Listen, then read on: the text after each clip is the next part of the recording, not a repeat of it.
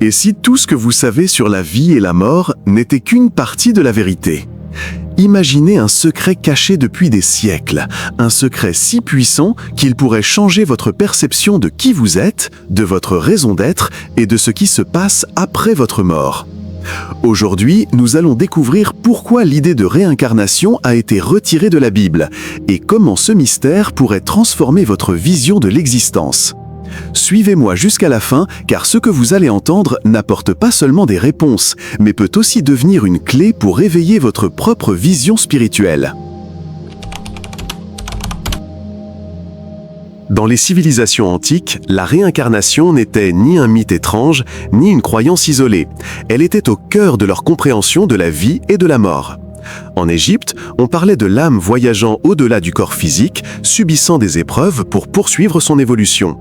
En Inde, le cycle du samsara, naissance, mort et renaissance, était considéré comme une loi universelle régissant tous les êtres vivants. Dans la Grèce antique, des philosophes comme Pythagore et Platon affirmaient que l'âme existait avant ce monde et continuerait d'exister après, tirant les leçons de chaque expérience. Et le plus surprenant, c'est qu'il ne s'agissait pas seulement d'une question orientale ou occidentale, mais d'une vision partagée aux quatre coins du monde.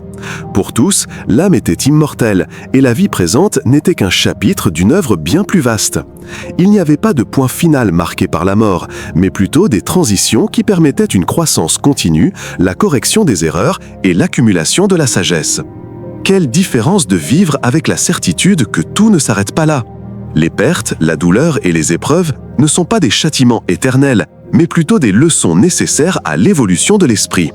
Pour ces cultures, l'existence avait un but plus vaste et plus juste, où chaque expérience, bonne ou mauvaise, s'inscrivait dans un tissu plus vaste que l'âme tissait au fil de multiples vies. Même dans les premiers cercles chrétiens, cette idée était présente. Certains enseignants parlaient de la préexistence de l'âme et de la possibilité pour chacun de revenir se perfectionner. La vision d'un Dieu offrant de multiples opportunités était cohérente avec l'idée d'un univers compatissant et déterminé. Et ici se pose une question délicate. Si tant de civilisations et de traditions s'accordaient sur ce mystère, comment est-il possible que cette vision ait disparu de nos croyances les plus répandues? Qui a décidé qu'il valait mieux l'oublier et avec quelle intention?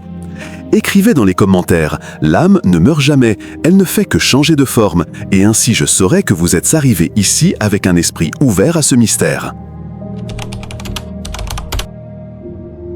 Au 1er siècle du christianisme, des voix parlaient d'un Dieu bien plus compatissant et proche qu'on ne l'imagine habituellement. Parmi elles, l'une se distingue, Origène d'Alexandrie, brillant théologien du IIIe siècle, qui défendait une idée profondément révélatrice. Pour lui, les âmes ne naissaient pas pour la première fois en venant au monde, elles existaient déjà. De plus, elles pouvaient y revenir sans cesse pour continuer à apprendre, à corriger leurs erreurs et à se perfectionner. Mais l'ampleur de cette pensée, cela signifiait que personne n'était éternellement condamné pour une seule erreur, ni limité par les circonstances d'une seule vie. Selon Origène, Dieu offrait à chaque âme autant d'opportunités que nécessaire pour s'épanouir. Un Dieu juste ne pouvait pas punir éternellement, mais plutôt guider, éduquer et permettre à chaque esprit de se relever après chaque chute. Mais cette vision, bien qu'elle fût porteuse d'espoir, fut de courte durée.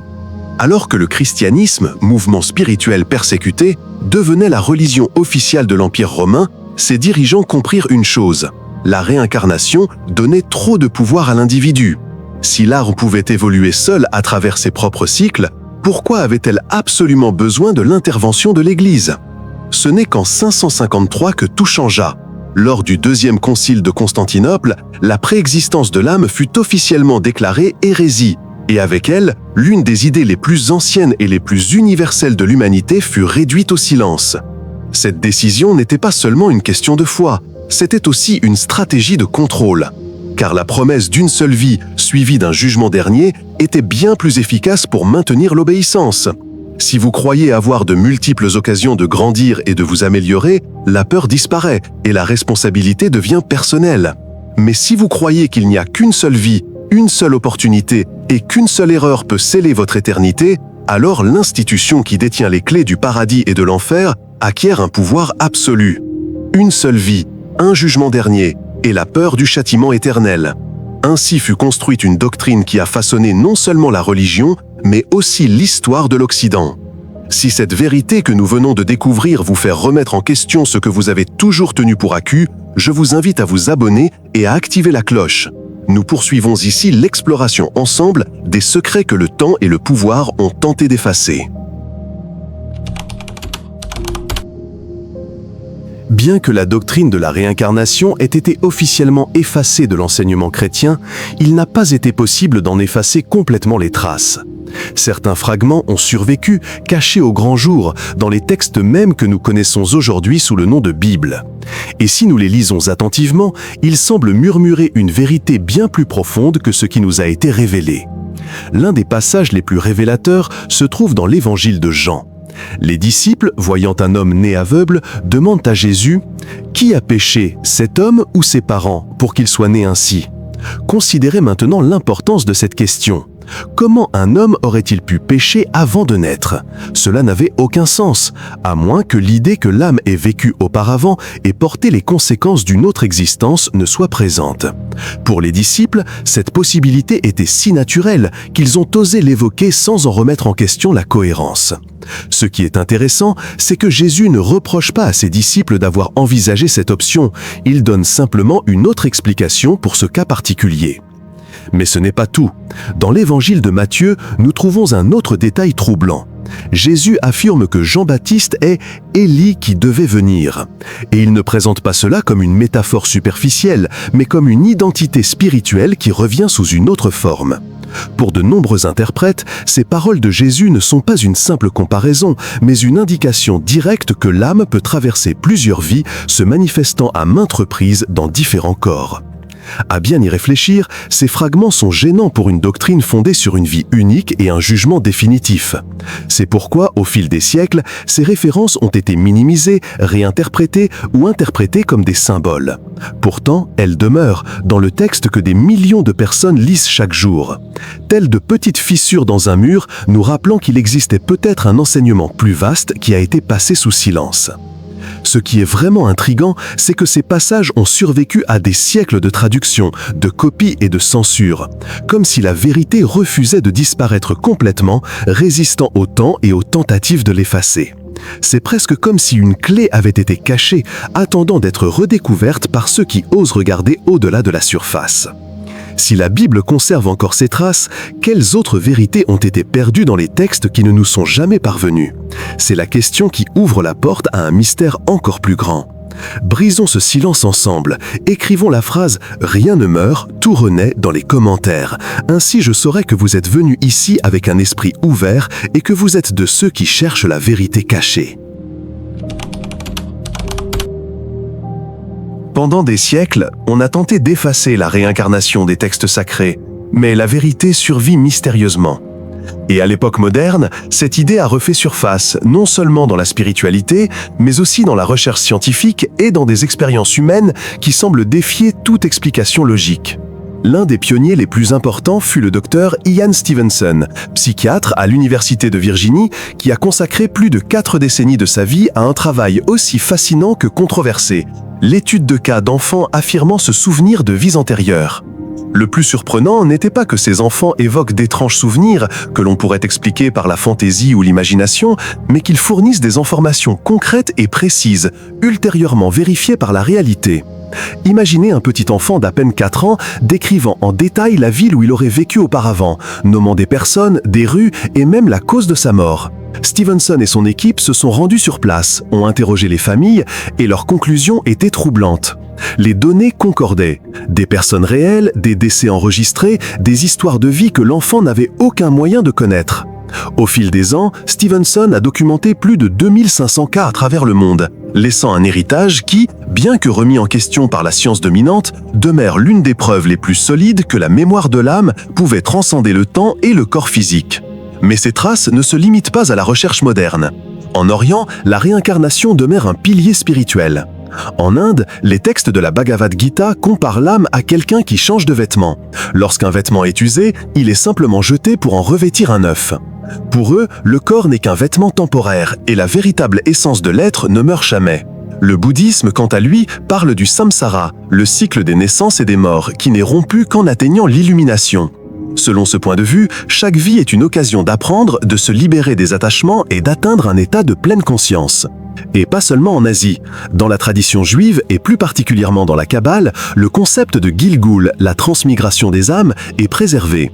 On y enseigne que l'âme retourne sans cesse au monde physique pour accomplir des missions spirituelles et réparer les erreurs passées. Autrement dit, tout ne se résout pas en une seule existence, mais plutôt par un chemin beaucoup plus long, plus juste et plus déterminé.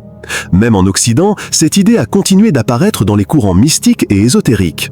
Le gnosticisme des premiers siècles du christianisme enseignait que les âmes déchues pouvaient revenir pour être purifiées.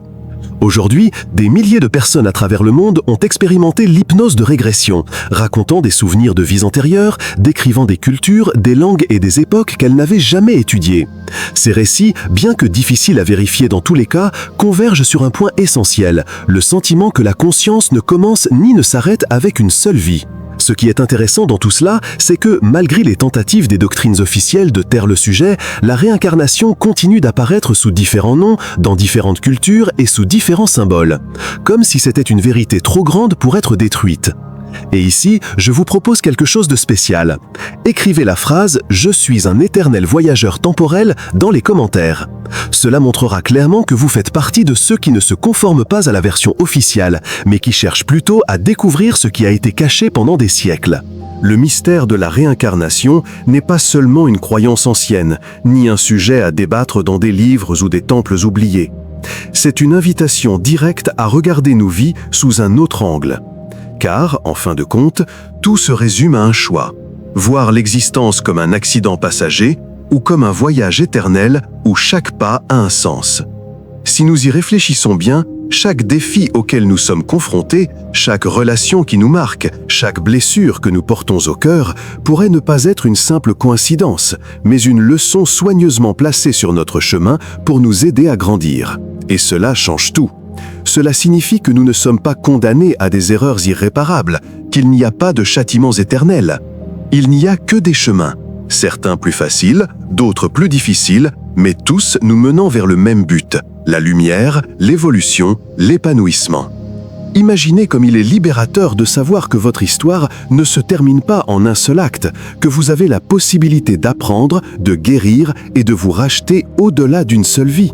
Soudain, même la souffrance prend un sens nouveau, non pas comme une punition cruelle, mais comme un élément d'un processus bien plus vaste, un processus qui transcende la chair, le temps et la mémoire. Et ici, je voudrais vous laisser avec une réflexion. Pour vous qui avez atteint le terme de ce voyage, si vous saviez avec certitude que vous revivriez, comment votre présent changerait-il aujourd'hui ? Quelles décisions prendriez-vous avec plus de conscience ? Quelles blessures cesseriez-vous de porter et commenceriez-vous à guérir ? Car rappelez-vous, nous ne sommes pas ici par hasard. Vous n'êtes pas un spectateur perdu dans un univers indifférent. Vous êtes un voyageur de l'infini, une âme qui traverse les vies et les mondes à la recherche de la vérité. Et cette vérité, la plus puissante de toutes, n'a jamais été extérieure. Elle a toujours été en vous. Merci de me rejoindre dans ce voyage à travers le caché, le silencieux et l'éternel. Abonnez-vous, partagez cette vidéo avec ceux que vous connaissez et qui cherchent des réponses. Et surtout, ne cessez jamais de chercher. Car chaque question que vous osez poser vous rapproche un peu plus de ce dont votre âme se souvient déjà.